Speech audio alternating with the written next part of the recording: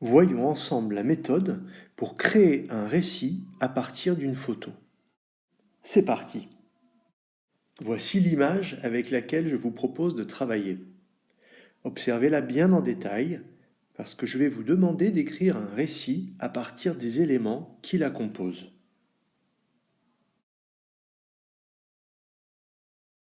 N'oubliez pas qu'une photo est souvent composée d'un premier plan et d'un arrière-plan.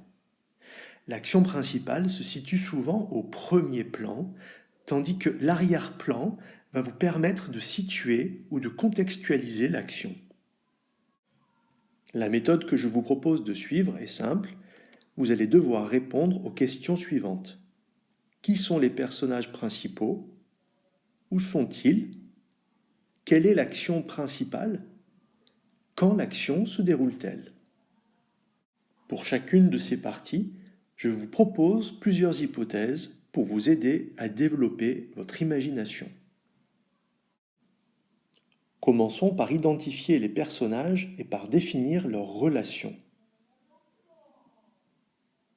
Est-ce qu'il s'agit de deux amis, deux sœurs, deux inconnus, une touriste, une personne locale, des personnes civiles, des étudiantes, des employés en service? Vous allez devoir ensuite situer l'action dans l'espace. L'action se déroule dans quel type d'agglomération? Dans quel pays? Dans quelle partie de la ville ou du village? À vous de décider. Puis, vous allez devoir définir ce que les personnages tiennent dans leurs mains, c'est-à-dire définir l'action principale. Est-ce une lettre officielle?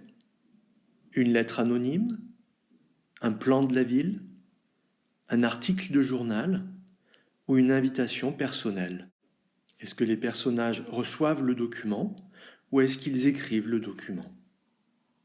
Enfin, vous allez devoir situer l'action dans le temps.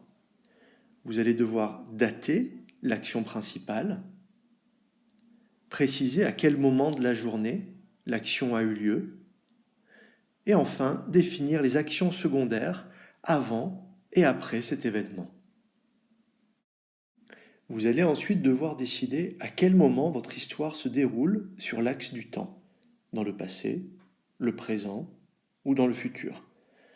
En fonction de votre choix, vous allez pouvoir raconter votre histoire seulement au passé, ou bien la commencer au présent et la terminer au futur.